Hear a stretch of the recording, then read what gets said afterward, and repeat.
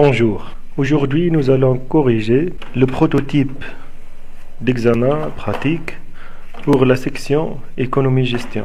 On va lire l'énoncé. Dans le répertoire Bac 2022, situé sur la racine du disque C de votre poste, créez un dossier de travail portant votre numéro d'inscription, 6 chiffres, et dans lequel vous devez enregistrer au fur et à mesure tous les fichiers solutions de ce sujet. Donc je vais commencer par créer le dossier de travail. Je passe dans ces deux points, Bac 2022, et je vais créer un nouveau dossier qui porte mon numéro d'inscription de 6 chiffres. Par exemple, je vais mettre 1, 2, 3, 4, 5, 6.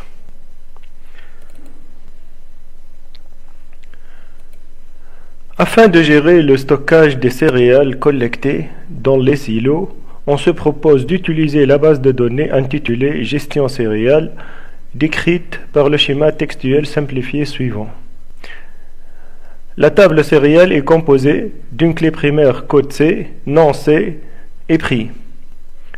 La table silo est composée de 4 champs, code S comme clé primaire, nom, adresse et capacité comme des propriétés. La table collecte est composée des champs suivants, code C, code S et date C comme clé primaire et quantité comme un autre champ. Soit la description des colonnes des tables de la base de données gestion céréales. On donne ici la description des champs de chaque table. À l'aide du logiciel de gestion de base de données disponible, créez dans votre dossier de travail la base de données gestion céréales, créez les tables et les relations de cette base de données tout en respectant les types et les propriétés citées dans la description ci-dessus. Remplir les tables par les données suivantes. Donc je vais commencer par créer la base de données gestion céréales. J'ouvre Access. Je vais créer une base de données vide. Je vais l'enregistrer dans le dossier de travail, c'est-à-dire ces deux points, Bac 2022 et mon dossier de travail. Je vais l'appeler comme il demande dans l'énoncé, gestion céréales.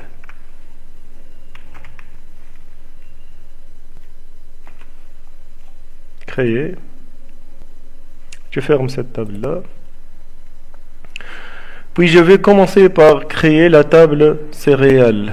Donc je vais créer création de table.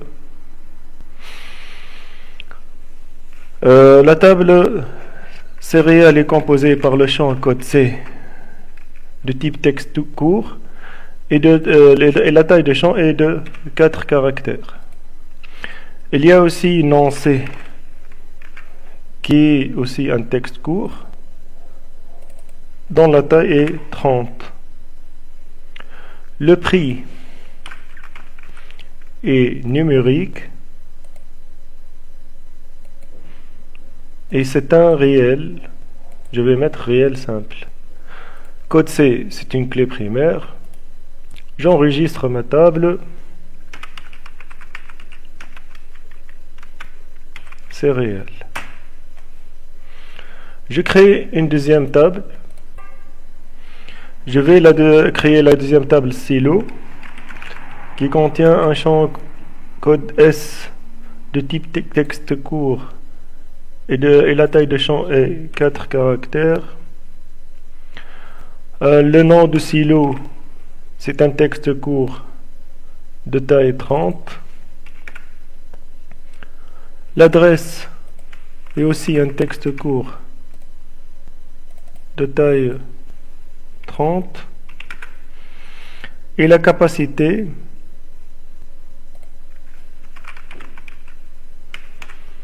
elle est de type numérique,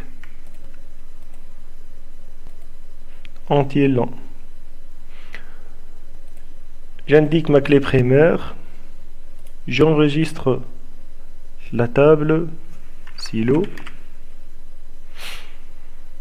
je ferme la table, je crée la troisième table. Création de table.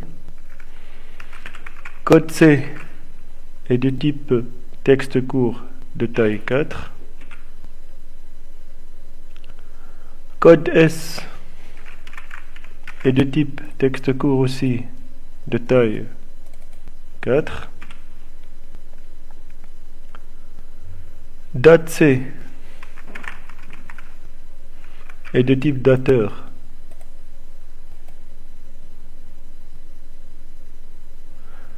Et le format, c'est date abrégée.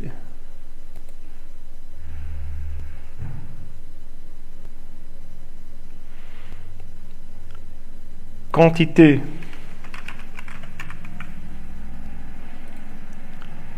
est de type entier.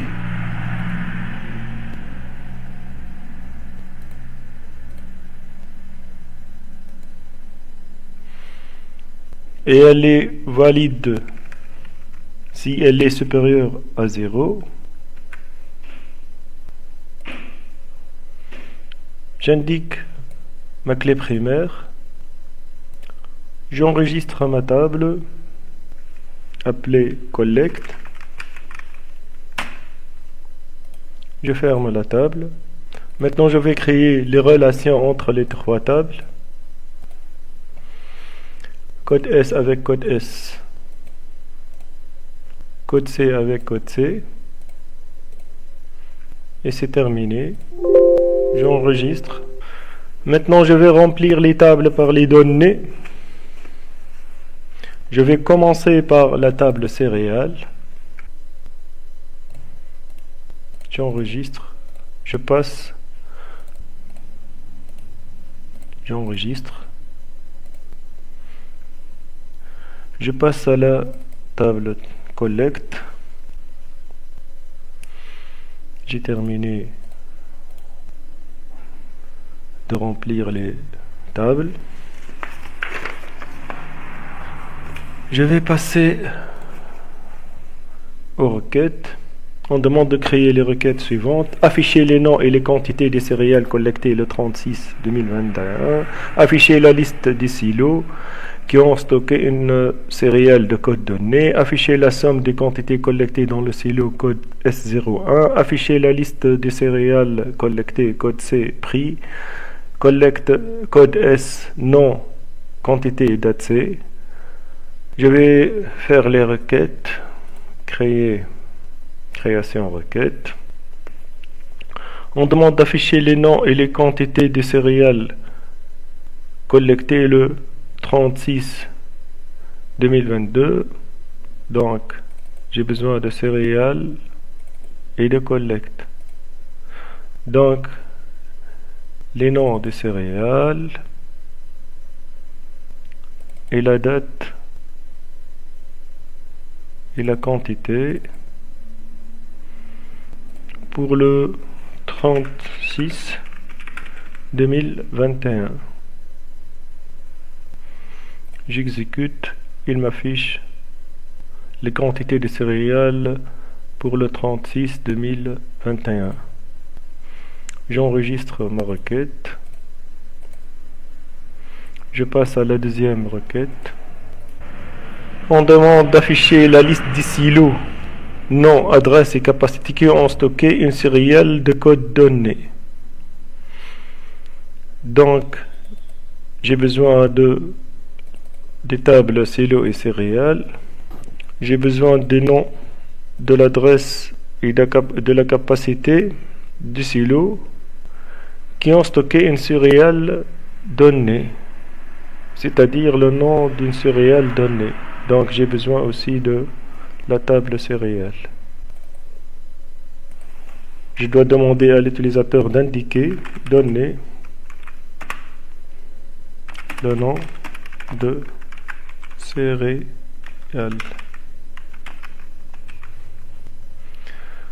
Je n'ai pas besoin d'afficher le nom de céréales puisque je vais l'entrer. Je teste mon travail. Il demande de donner le nom de céréales. Je vais indiquer par exemple la céréale blé dur.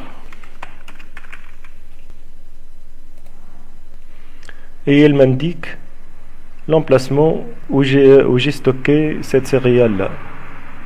J'enregistre mon requête et je passe à la troisième requête. Afficher la somme des quantités collectées dans le silo de code S01. Donc j'ai besoin de la table collecte. J'ai besoin du champ quantité. J'ai besoin aussi de code de silo. J'affiche les regroupements.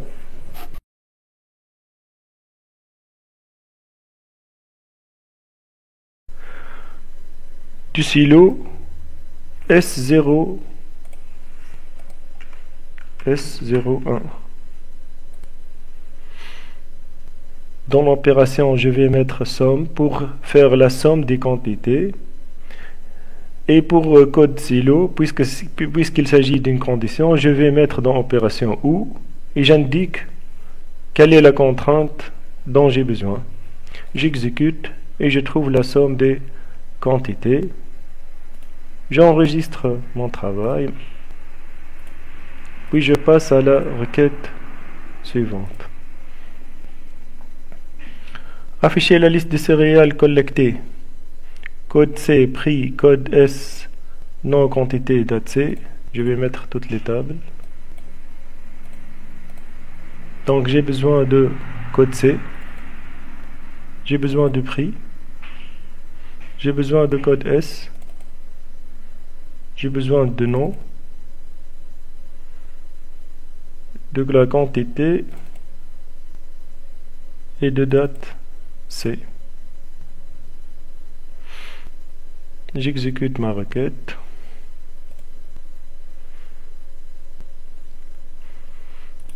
J'enregistre ma requête. Je la ferme. Que j'ai terminé la création des requêtes, je vais exporter dans votre dossier de travail et sous le nom collect.csv le contenu de la table collect au format CSV, virgule en séparateur de champ, point en séparateur décimal, page de code Unicode UTF-8 et inclure les noms des champs sur la première ligne. Donc je vais exporter le contenu de la table collect, je clique avec le bouton droit, puis je sélectionne fichier texte puisque je vais exporter mon fichier au format CSV qui est un format texte. J'indique le dossier de travail qui est Bac 2022 sous mon numéro d'inscription. Je clique OK. Il me demande, cet assistant vous permet de spécifier comment Microsoft Access doit exporter vos données. Quel format d'exportation souhaitez-vous? Je vais utiliser un format délimité.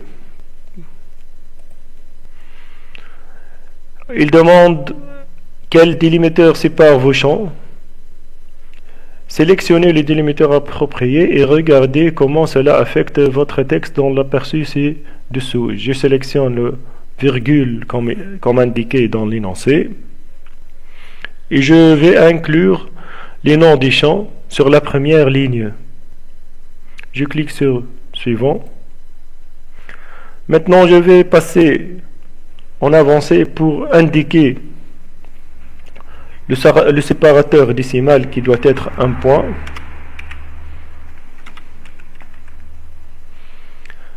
Et je vais indiquer la page de code UTF-8 comme demandé. Je clique sur OK et je clique sur Terminer, puis Fermer. Maintenant, je vais passer à la deuxième partie du sujet, qui est la partie B. À l'aide de l'environnement de développement pour le langage Python disponible, on demande de créer un script et de l'enregistrer sous le nom collect.py dans votre dossier de travail. Donc je vais lancer Tony. Je crée un nouveau fichier que je vais enregistrer dans mon dossier de travail sous le nom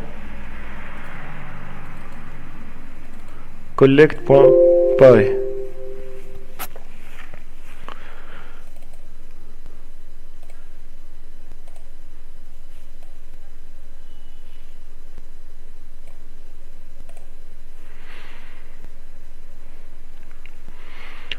À l'aide de l'environnement de développement, en se référant à l'annexe de la page 3, choisir les méthodes adéquates de la bibliothèque Pandas pour écrire le script collect.py qui permet, premièrement, petit a, d'importer le contenu du fichier collect.csv et de le stocker dans un data frame à nommer collect.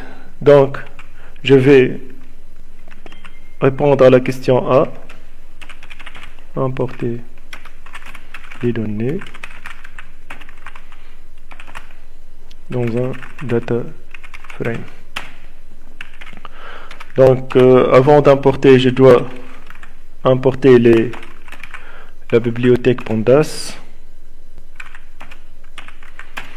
puis je vais utiliser la méthode readCSV pour lire le fichier collect.csv.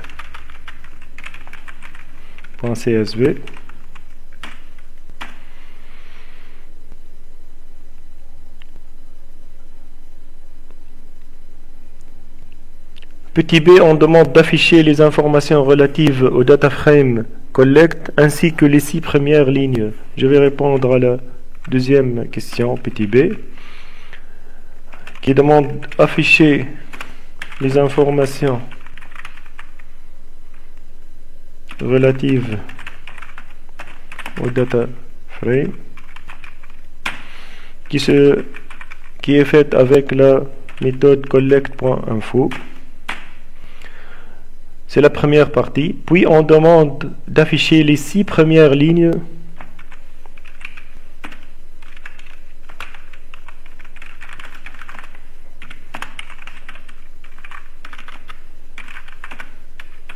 du data frame qui est faite à l'aide de l'instruction print.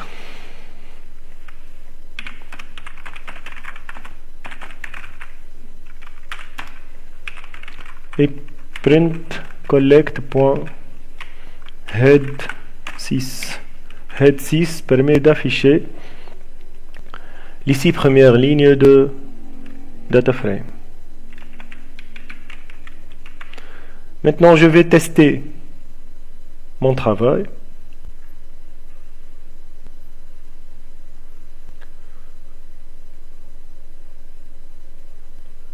Je continue à répondre à la question C. Dans la question C, on demande de remplacer la quantité de la 5e ligne du data frame collect par 5560 au lieu de 3500. On observe bien que cette ligne-là, la 5e ligne qui est d'indice 4, contient la quantité 3500. Qu'est-ce que je vais faire? Je vais remplacer la quantité de la 5e ligne. Je vais donc utiliser df.log 5, virgule, quantité, qui est le nom de la colonne, est égal à 5560. Je peux vérifier la nouvelle quantité à l'aide de print.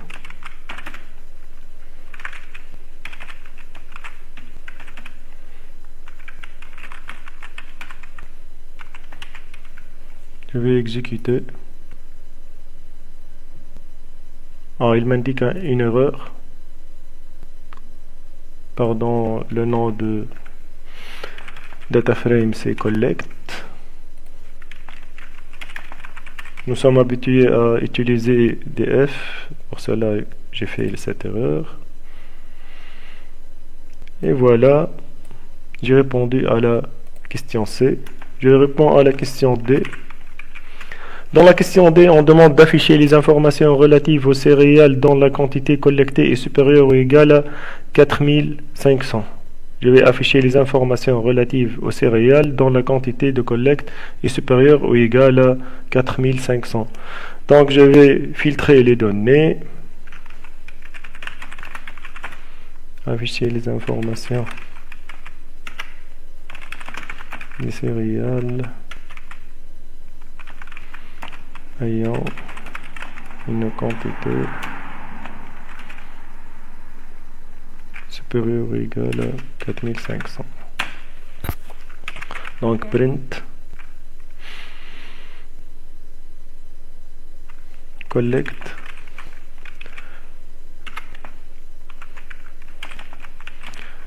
point collect quantité supérieure ou égale à 4500.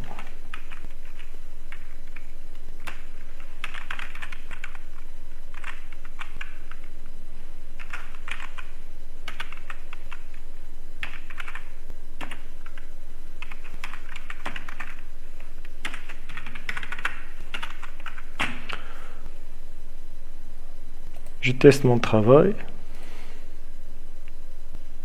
Très bien. Je continue à répondre à la question E.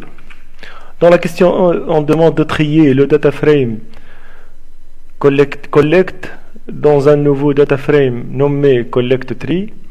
Selon la quantité collectée dans l'ordre croissant, afficher le nouveau data frame. Donc, trier le data frame dans un nouveau data frame. Donc, le nouveau data frame, il s'appelle collect tree égale collect point sort values. Je vais trier par quantité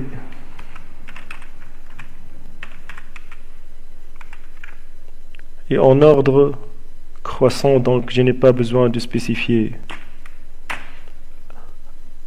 le paramètre ascending,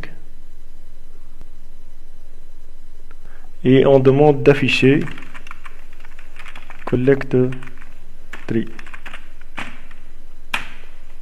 Je teste mon travail.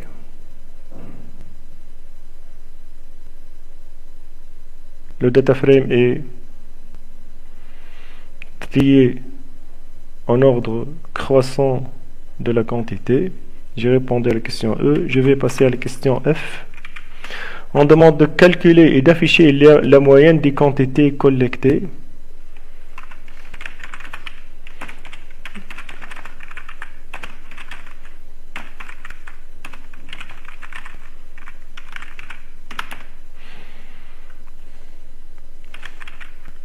Je vais utiliser l'instruction print.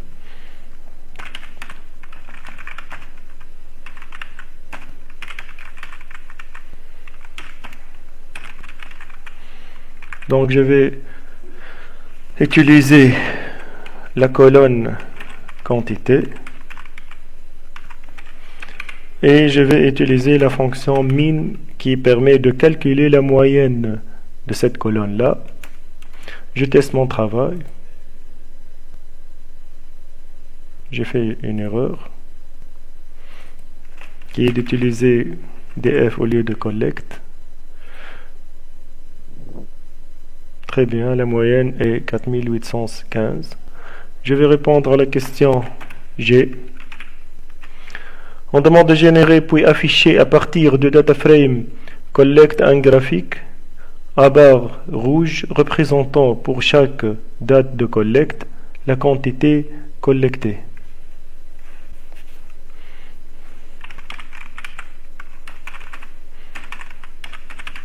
Je vais représenter graphiquement les quantités collectées en fonction de la date.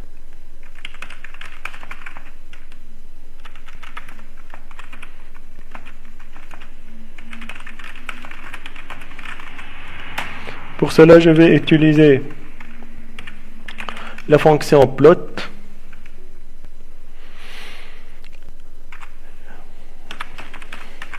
On demande d'afficher des barres. Donc kind égale à barre. Et je vais utiliser comme axe des abscisses la date C. Comme ordonnée Y quantité. Et comme couleur, je vais utiliser des barres rouges.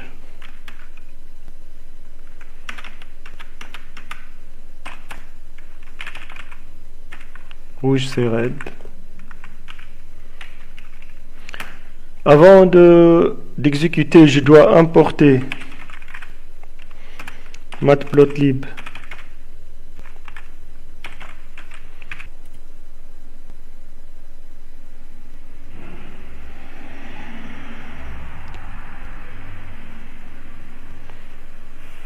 Enfin,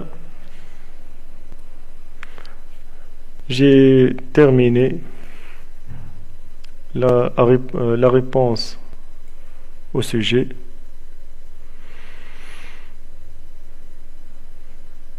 Merci pour votre attention et à bientôt.